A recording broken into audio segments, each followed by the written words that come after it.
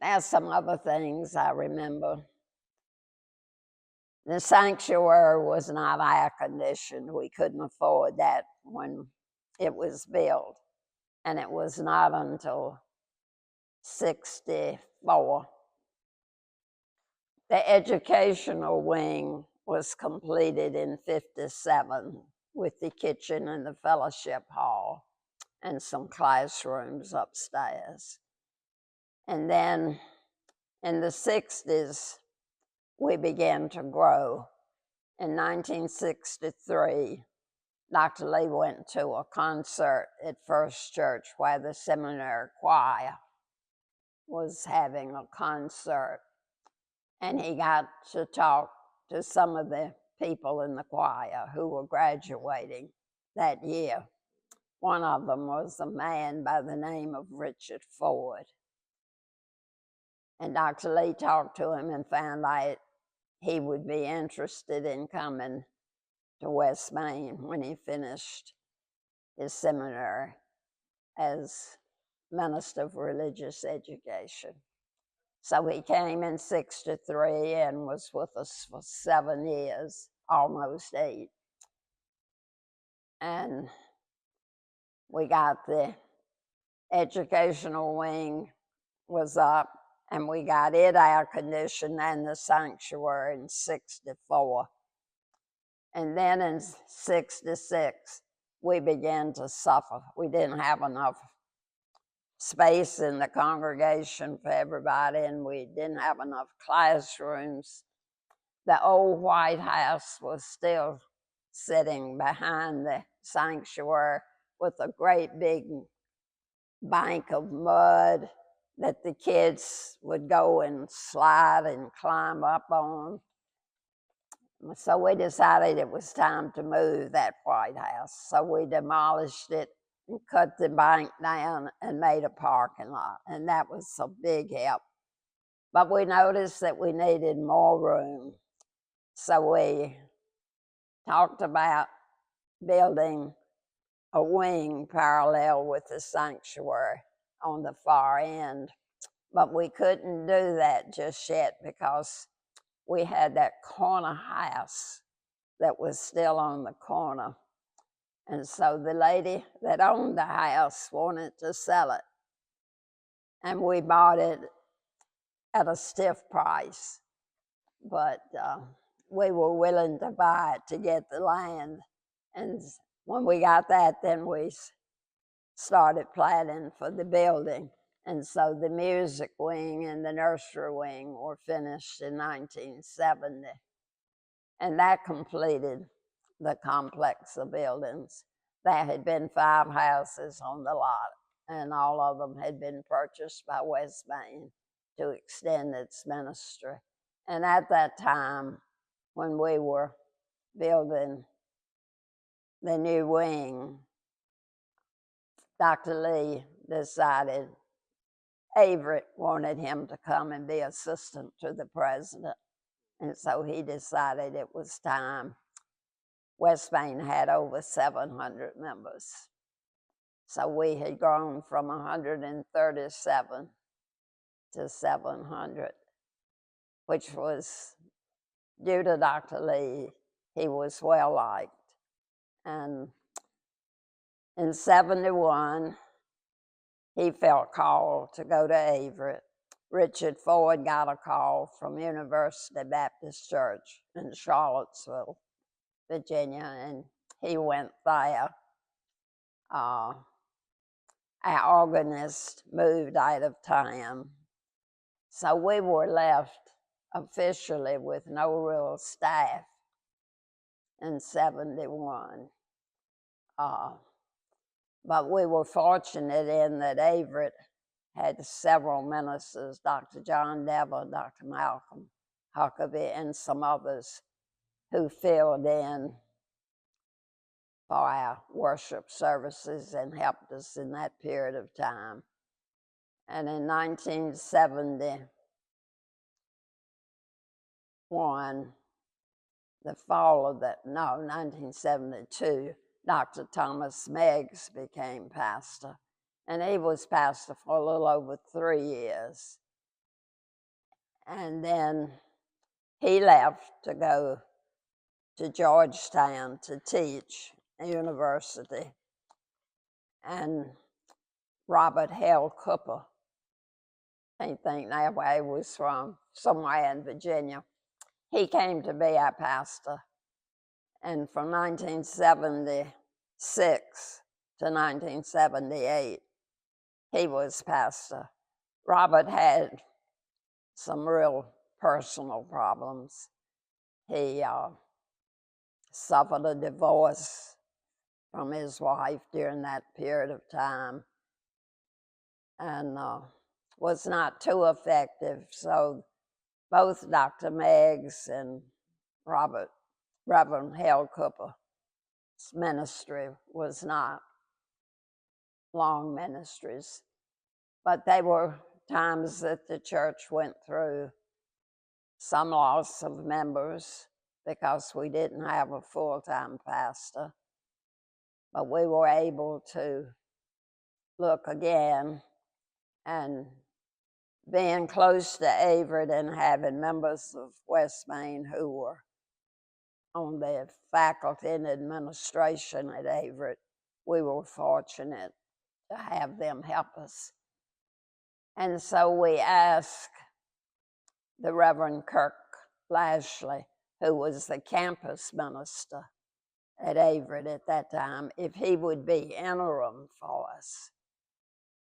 He served a year as interim, and he was wonderful. Kirk was a healer. He brought so much to West Main. He healed that spirit of two short-term ministers and some feelings of frustration, and he did so much.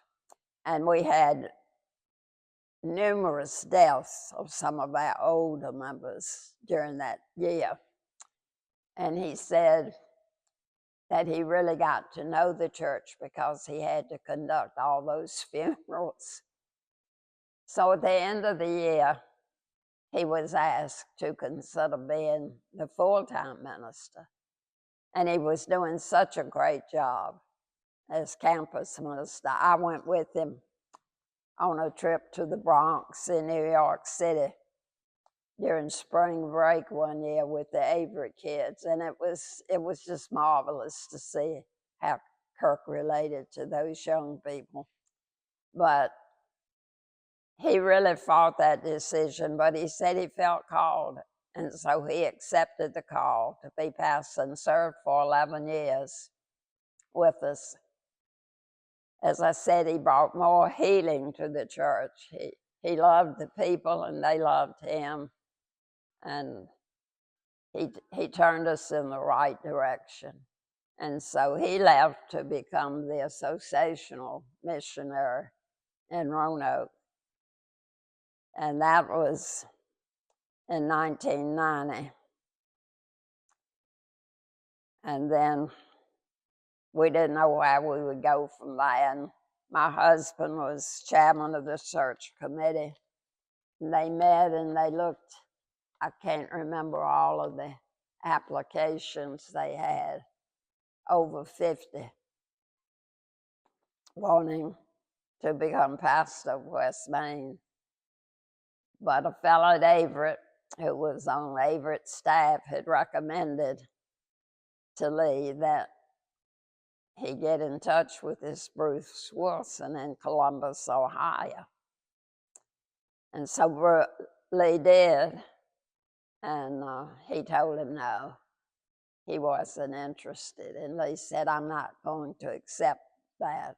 He said, we've been through so many applications and no one appeals to us, and we feel very much led to you. Lee said, I want you to take a day off and to pray about it and ask the Spirit to guide you, and then call me. And so he did, and he called Lee, and he said he had never had anyone to tell him he wasn't making the right decision before Lee. He said, I couldn't believe Lee Wayland could be that bold. But anyway, he said he would come for a trial sermon. And I remember that better than anything. He was standing in one end of the fellowship hall during the Sunday school hour before he was to preach. And he said, "You've got a wonderful church, beautiful buildings. You've got plenty of people, but you don't have any little ones. You need those little nursery children to build this church." He said, "That's what we will have to do if you want to make this church effective. You need the young people." And that made me think. It was in 1965 that West Main had its first kindergarten. And I started it because I had a child who needed to go to kindergarten and there was no place to send them. And Dr. Lee said, "If you will make it totally self-supporting, you can start it, Margaret." So I started it, and Peggy Davis helped me, and her son went too. We kept it for 5 years, and then the lady who had been the teacher moved out of town, so we didn't have a leader, and we stopped. But that was the beginning of the We Center. And the We Center has been the most effective program we have ever had to gain new members to this church. It's been a wonderful program, and the church has helped support it, and it's still going today and still operating well. Sherry Price did a beautiful job with that. Also, in 1969, Bob and Bebe Jordan, who had moved here from Bassett and had joined West Main and were very active, they had twin daughters, and both of them were at West Hampton. And when they finished West Hampton, one of the girls had a heart problem and needed heart surgery, and she died. She lived through the surgery but died. And they created a memorial scholarship, the Mary Jordan Memorial Scholarship, in her name, and asked that I serve on the committee to administer it. And I was the secretary for more years than I want to say, and served on that committee from 1970, when the first scholarship was given, until I turned 91, and I asked to be relieved from the committee responsibility, because that has enabled many West Main children to earn that scholarship and complete their college education. So Dr. Lee's ministry was effective in many ways, and there were many things that came. But Bruce was a young man when he came. He had wonderful ideas. He had never had many funerals to conduct with his church in Columbus. So at that time, West Main was growing older and people were dying. And I'm not sure today if I am the last charter member still living or not. There were a couple of boys who were charter members, but when they finished school, they left Danville and no family was left behind. So I'm not sure. There may be one or two of them living, but I think there are no children my age who are living. Peggy was buried here at the church in May. When she died, Peggy Hudgens. But Bruce did a wonderful job, and he was minister for 28 years and did so much for West Main.